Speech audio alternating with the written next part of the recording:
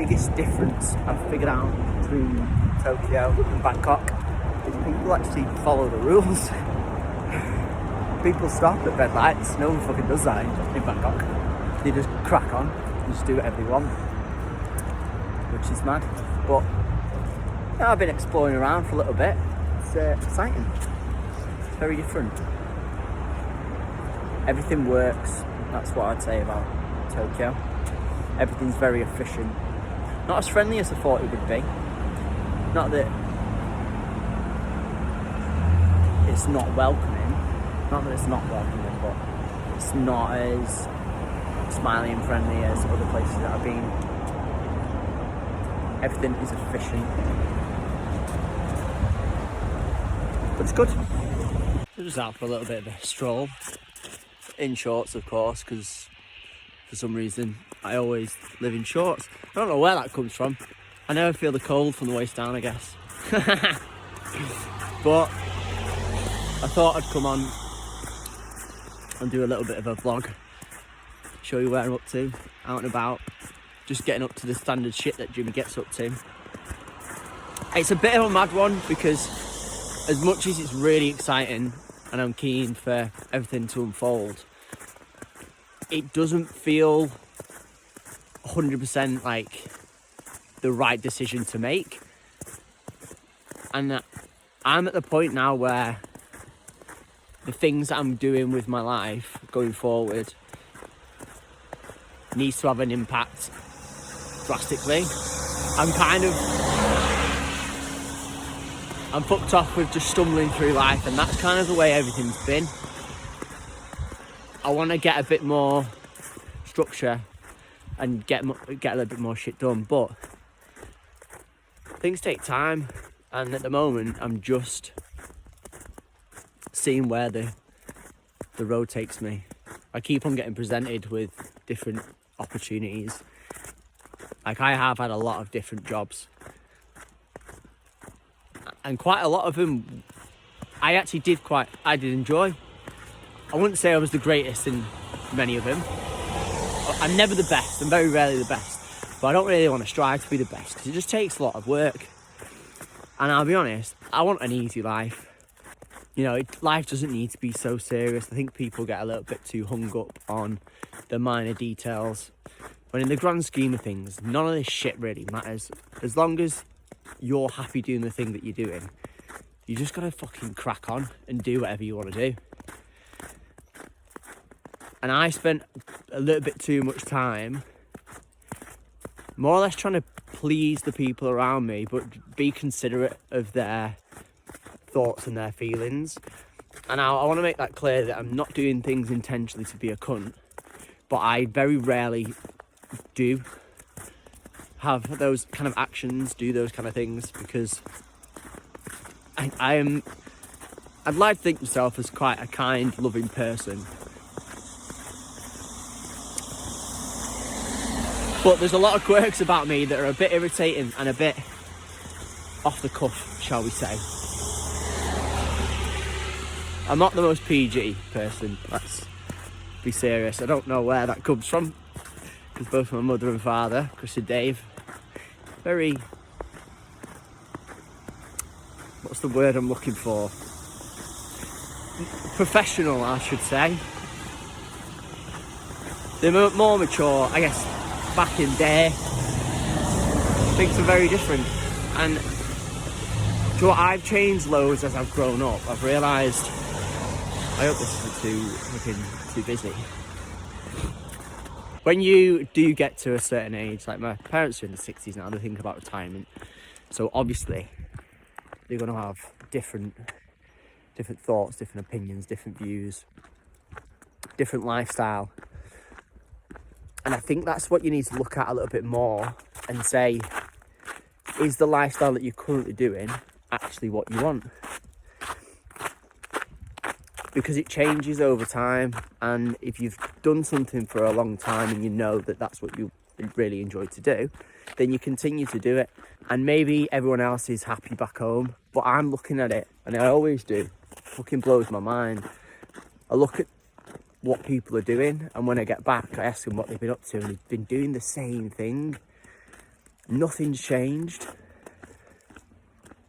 Now, I'm probably someone that could do with sticking to one certain thing, sticking to one regime.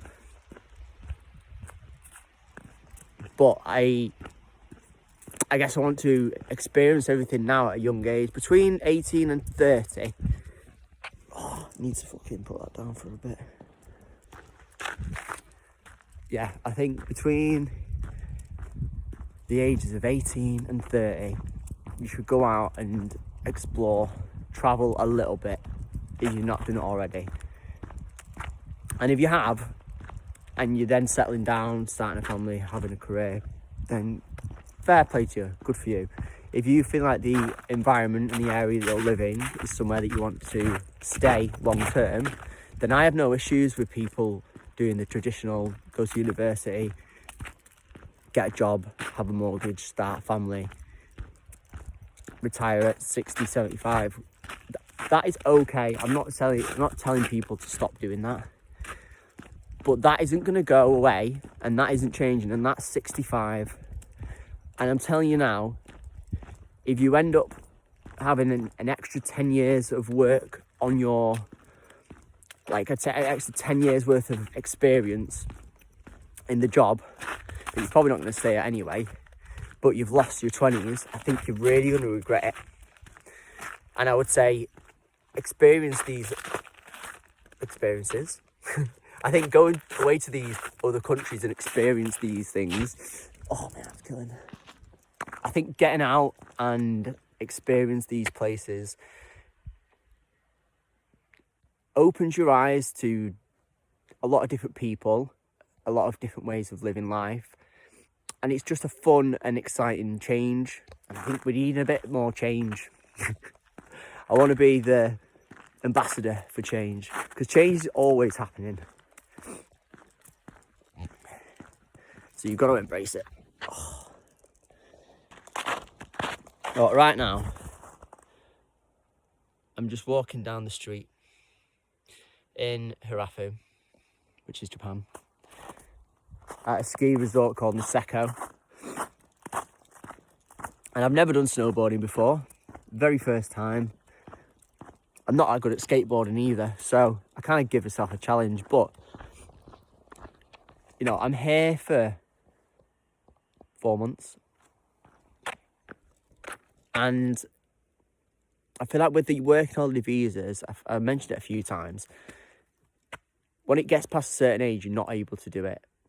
If you're 35 years old and you've never been travelling, you've never used one of these working holiday visas, I'd say you've missed the boat. I don't know how accessible they were. But in this current day and age, if you're 18 to 25, you need to get a working holiday visa for somewhere other than the UK. Move to somewhere other than the UK and live there for a while. Not a 2-week holiday. Actually live there, experience it, travel more. Because I tell you, by doing that, you'll meet some people that will completely change your way of thinking and your entire life. And I look at where I am now and around the people that I am, and it's all because I met them travelling. And it's those people that have kind of put me into the positions that I am today. And I'm very grateful for that. Now, I've done the actual work. I'm actually the one putting in the hours as well. But if I'd have stayed in my normal sales job, I wouldn't be here right now. And I think you need to be experiencing this shit. You need to experience a bit more anyway. I'm sorry, but living in your terrace house in Liverpool's not it. There's more to life. Just have a look at this shit. Now, I'll be completely honest. I'm actually not much of a cold person, which sounds so stupid since I've come to a ski and snowboard resort. I've come to a mountain where there's going to be tons of snow and it's -3 all the time. But I wanted to experience it. I've never done snowboarding before, and I thought if I'm going to do it, I may as well do a full season. Because if I took a few lessons and I went for 2-3 weeks.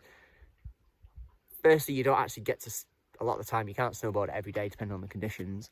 It's tiring, so you probably don't want to be out there every single day, especially when you're new. And it's far more expensive to do it as a holiday than it is to work there. So why not do it for longer, for cheaper? I don't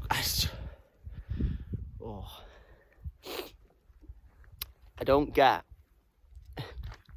We're going to have it at that angle for a bit because my arm's killing. I can't be arsed stopping talking. But you can do more for cheaper by staying in one location and working in that location. And you don't have to be that intelligent and that smart to do it, because I'm telling you now, I'm not. I'm pretty retarded.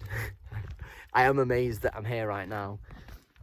And I guess if I'm here, then it makes it so much easier for everyone else to say, I could do that as well.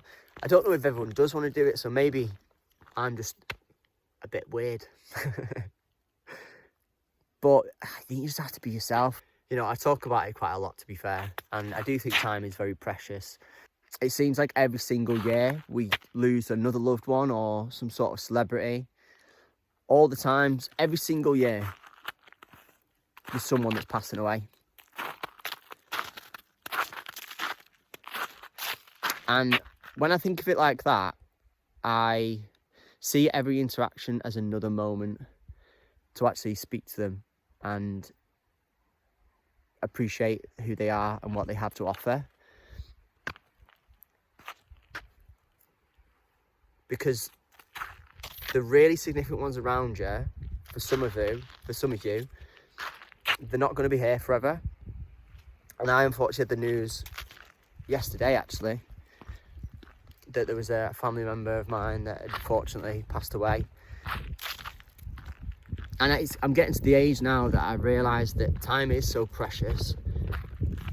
And that's the reason why you do need to go out and see a bit more, because you don't know what's going to happen to your health. Everyone's pretty health conscious, I think. Actually, that's a bit of a lie, I'm not honest, but there's a fair few people out there that care about the health and kind of know that we're not going to be around forever. So you do need to go out and see a bit more. I always said that I wanted this to be like kind of fun vlogs. And some of them will be, but I think at the moment, I'm in a very much spiritual... I feel like I'm in more of a spiritual place at the moment where I'm figuring out exactly what it is that I want to make sure that I'm far happier and in a good mental space, because it then allows me to be fully creative and express myself in the way that I want to be expressed. There are a few things, and I mentioned it before, but there's a few things that really don't go well with me, and I'd say alcohol is one of the ones that I struggle with dosage amounts. It's not something I can just pick up, have a few and put back down.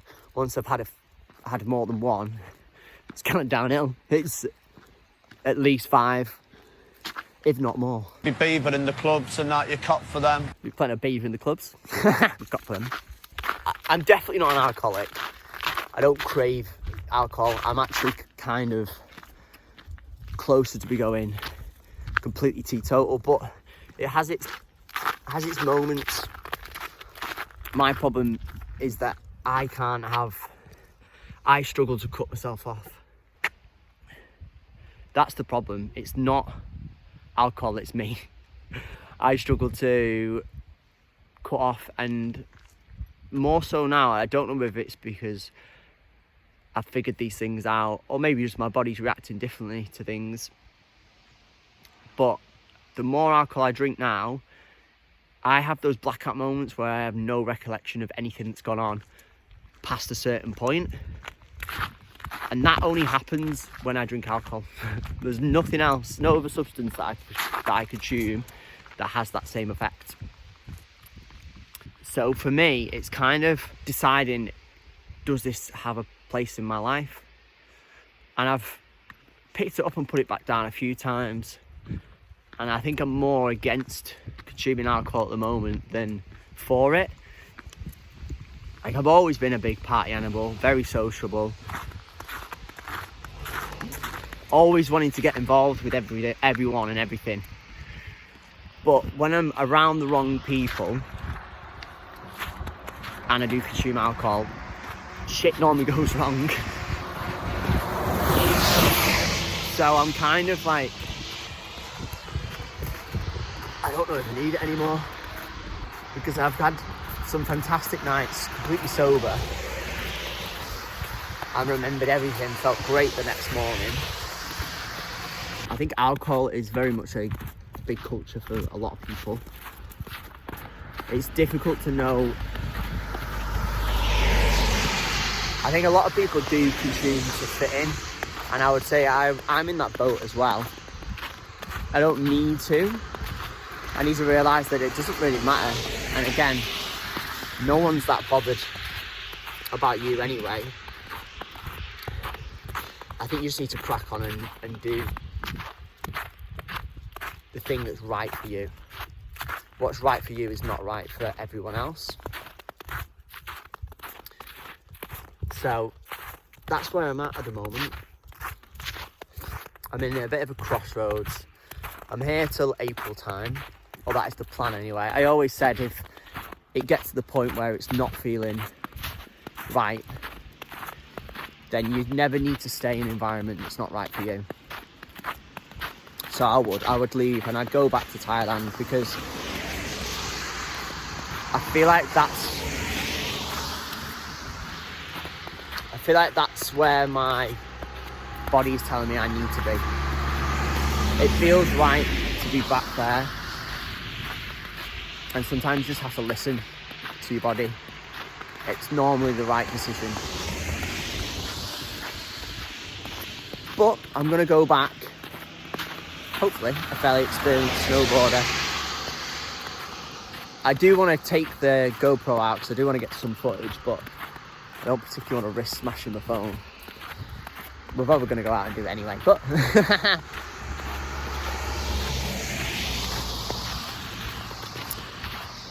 We're out and about in Niseko.